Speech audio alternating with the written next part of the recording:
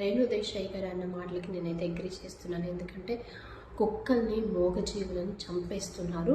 నిజంగానే 100 కుక్కల్లో ఒక 10 కుక్కలు పిచ్చి కుక్కలైనా సో వాటిని ఏదన్నా చేస్తే కానీ, అంతేగాని అలా అని మొత్తం కుక్కల్ని చంపితే ఎలాగది? నిజంగానే అది పాపం కదా. అది మాట్లాడలేవు, మూగ జంతువులు, అవి ఏం చేయలేవు.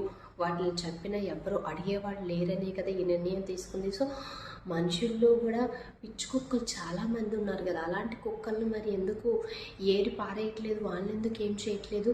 ఎందుకంటే చట్టాలు, మనుషులు, రూల్స్ ఇవన్నీ గుర్తొస్తాయి. కాబట్టి ఇక్కడ మనుషులకు నోరు ఉంటుంది, మూగజీవులకు నోరు ఉండదు. కాబట్టి అవి అడగలేవు, మనుషులు అయితే ప్రశ్నిస్తారు. కాబట్టి సో ఈ విధంగా చేస్తున్నారనమాట.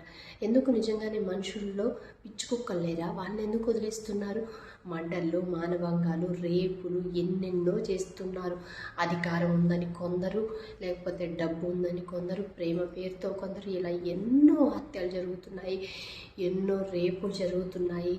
ఇంకా ప్రతి ఒక్క విషయంలో ఏదోటి కులం పేరుతో, మతం పేరుతో హత్యలు జరుగుతూనే ఉన్నాయి.